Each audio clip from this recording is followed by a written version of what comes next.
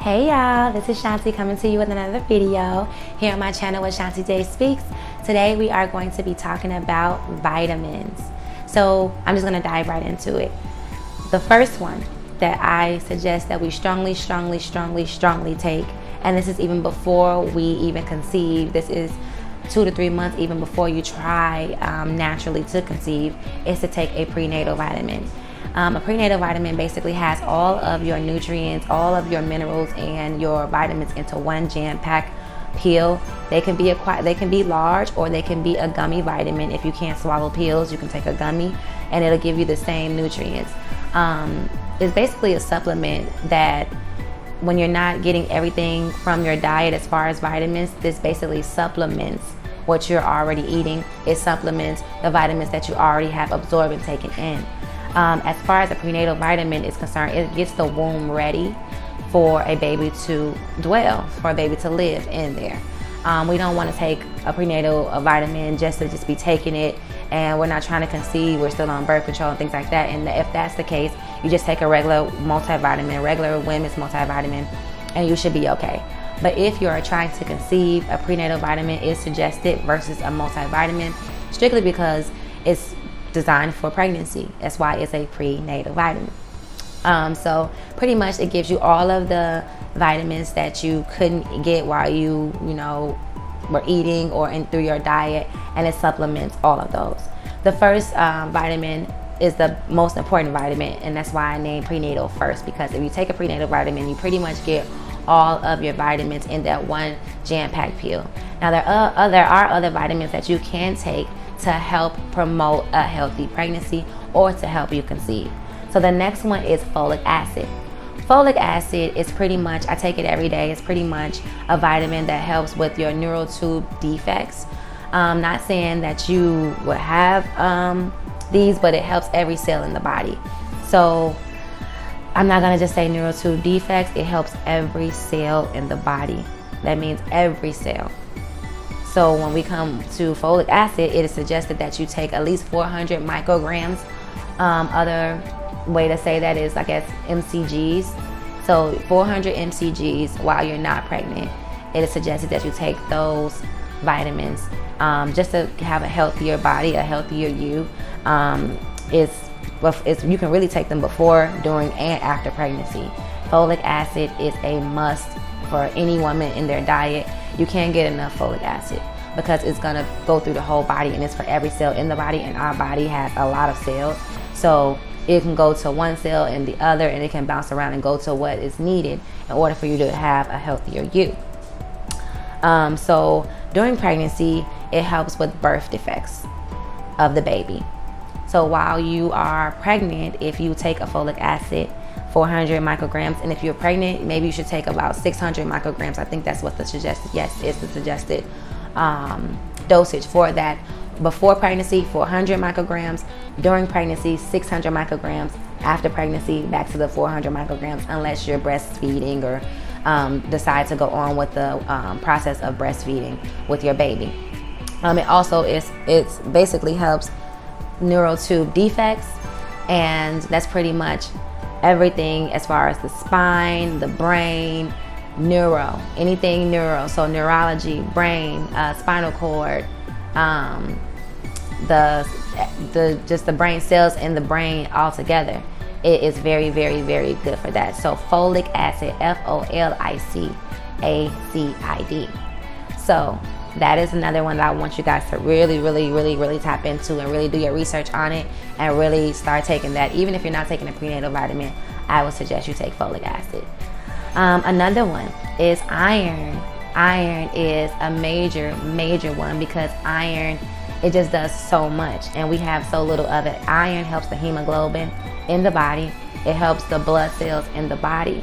And when you get pregnant, it helps for the development of the blood of the baby itself.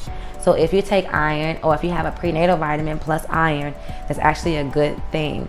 And so iron is just another one that I would strongly suggest as far as taking vitamins. When I take iron, I get a little constipated. So I don't take it every day. I take me an iron maybe every other day. just to make sure I have enough iron in my system. But you can also get iron from low mercury fish. You can get iron from different forms of food that you take. So it is suggested that you can look on the back of your food, at your food labels, and see how much iron it has in it. We have green leafy vegetables that give us a lot of iron: broccoli, kale, spinach, all of those things. And I know some of us don't like green leafy vegetables, but it is a fact that if you put green leafy vegetables in your diet, then you will feel better. You will have more iron. There wouldn't be any constipation like that because of the green leafy vegetables. It's more so with the iron vitamin that you may experience constipation. But once again, it is something that helps your blood. It's something that helps the baby's blood, and it is so needed. The next one, if you are not taking this already, is calcium. Now, calcium is like a opposite of iron. You don't want to have too much calcium because calcium absorbs the iron. It takes away the absorption of the iron. So you want to have just the right amount of calcium and just the right amount of iron in your diet, not to cancel each other out. So if you are taking a calcium vitamin, if you're taking iron, you can supplement the calcium with foods. Milk and dairy and cheese, eggs, and all of that is calcium inside of that. And you want to make sure you get enough calcium regarding your diet, and during pregnancy you want to make sure you get enough calcium because it helps to build the bones in the baby. And so if you don't have enough calcium in your body when you're pregnant, your body will begin to take the calcium from your bones just to give it to the baby. Yes. So if you are lacking calcium, your body's going to give that baby what it needs no matter what.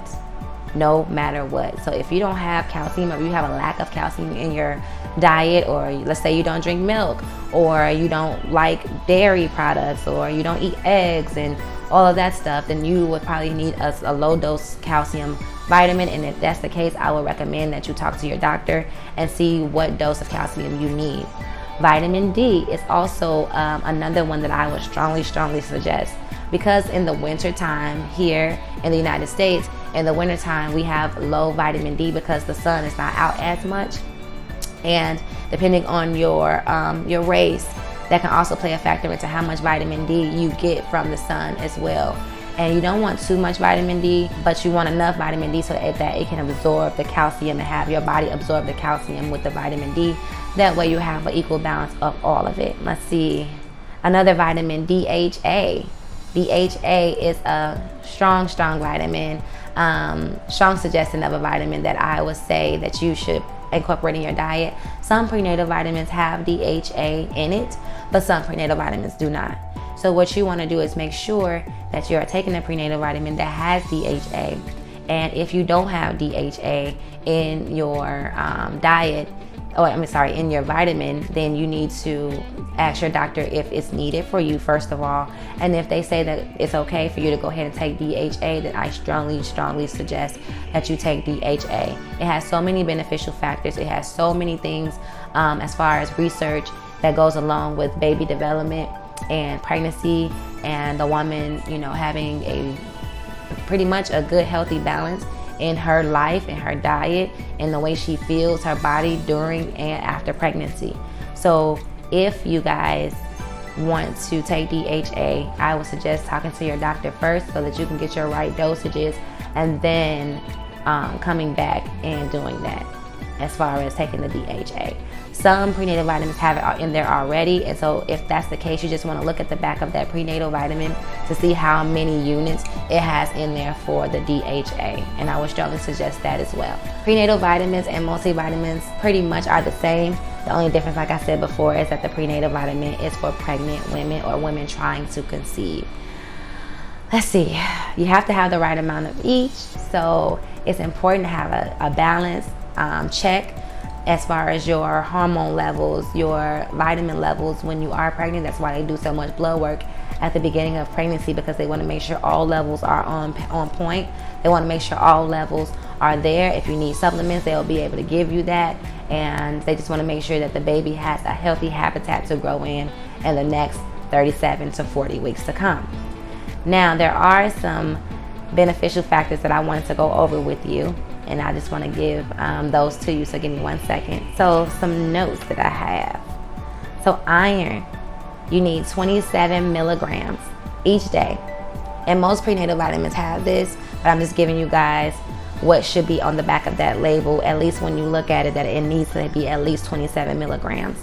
Your body needs twice the amount of iron as it did before, just because your baby will need it too. Your baby will need to build its blood cells as well, and you still need iron as an everyday thing for yourself. Let's see, you can get this from meat, poultry, green leafy vegetables. So we just want to make sure that we get that iron in there. It's a protein that carries oxygen not only to yourself, but now it will carry to your baby as well. It's a protein that carries oxygen from the lungs to the rest of the body. And it will also, when you are pregnant, carry that same oxygen to your baby as well, so that the baby can receive oxygen as well. I know you're thinking that the baby is not supposed to be breathing inside of the womb, but that doesn't mean that it does not need oxygen. That doesn't mean that it does not need its own hemoglobin, because your baby is going to make its own blood from the iron that you are intaking. So it's very, very important that you have iron in your diet and to just take it religiously every day. Another key point that I wanted to point out was that calcium blocks the absorption of iron. But if you get enough calcium while you're pregnant, it's fine. But if you don't, it takes it from the bones from your body to give it to your baby. And you need at least 1,000 international units, IUs. You will see that on the back, it will say, 500 IU, 1,000 IU. But you need 1,000, just 1,000 IUs of calcium daily. Now, vitamin D, I have a note, but it also helps the body with the nerves, the muscles, and your immune system. So if you lack vitamin D, your immune system can be weakened because you lack vitamin D.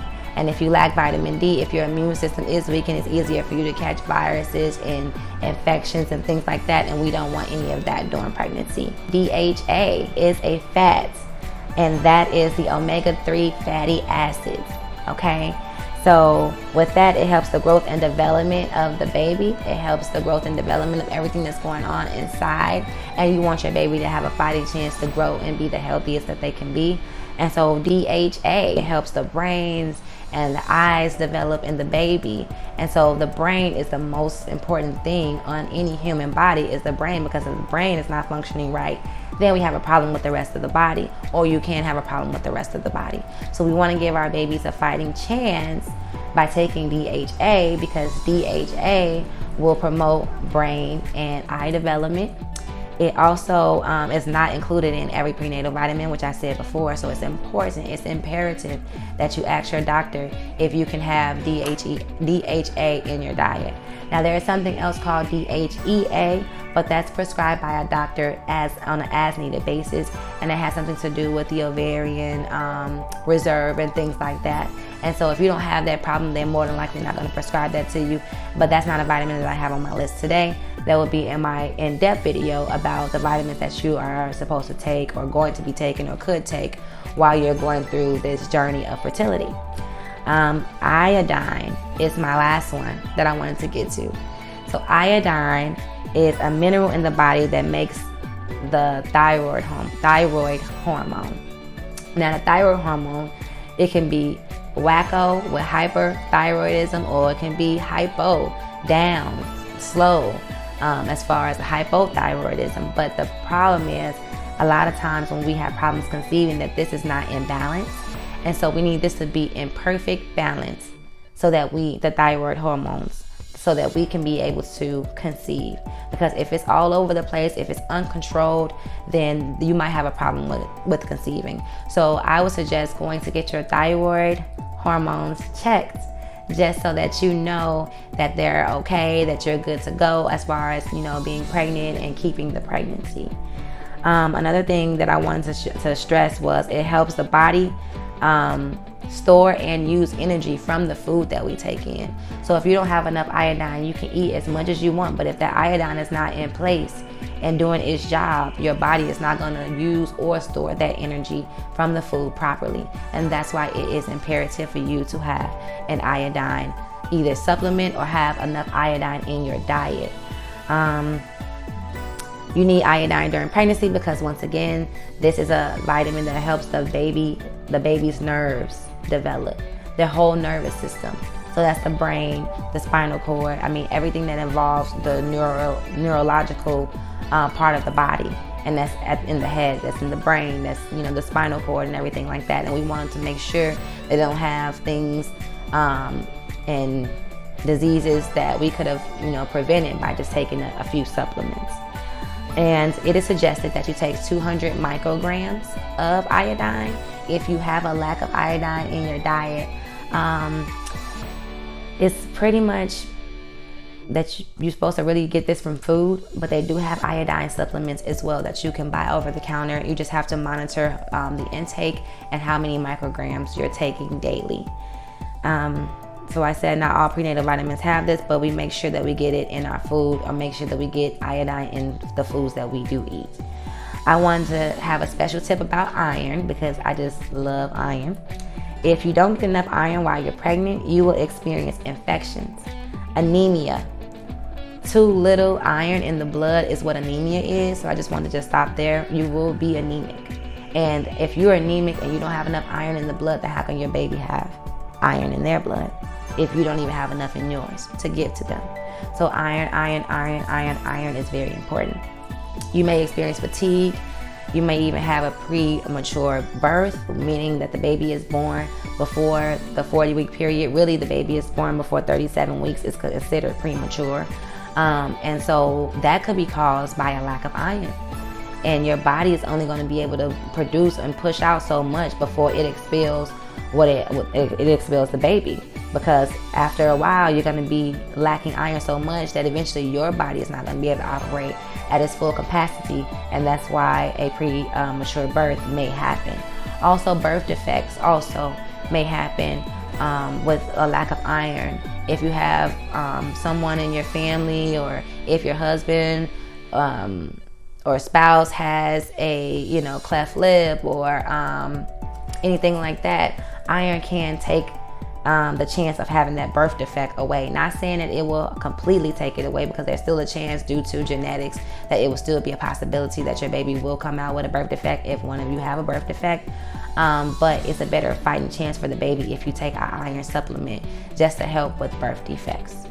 And the DHA, I want to give you guys the foods. So seafood, low in mercury. Now I put the fishes here, so I'm just going to read all of the fish that you can take while pregnant that's low in mercury.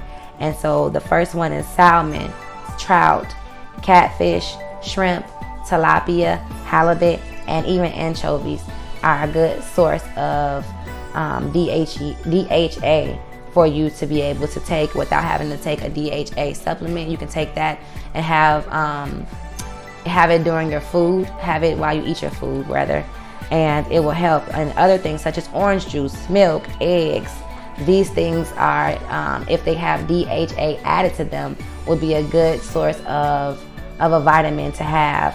So those are the vitamins that I wanted to just share with you guys on this channel today. Prenatal vitamin, folic acid, DHA, iron, iodine, vitamin D, and calcium. So you don't have to take all of these at the same time. Like I said, most of these vitamins are in your prenatal vitamin. You just want to make sure that you have those numbers on the back of that bottle of your prenatal vitamin. And if you can't swallow the big horse pill that they give you for prenatals, then you can also take a gummy. You can also take a tablet. They also have gel capsules as well that you can take that's easily to slide down and swallow. Anything as far as like other medications and other vitamins that a doctor may prescribe, they're prescribing this specifically for your unique body type and what your situation is. So like I said, the DHEA, that is prescribed based on what they see from your lab work. If they see that you have a low ovarian reserve or a low FSH level, which is a follicle stimulating hormone or luteinizing hormone or anything like that, then they'll pretty much prescribe what they need you to have during the pregnancy or during you trying to conceive. So that's all I have for you guys today. Until next time, guys, I'll see you.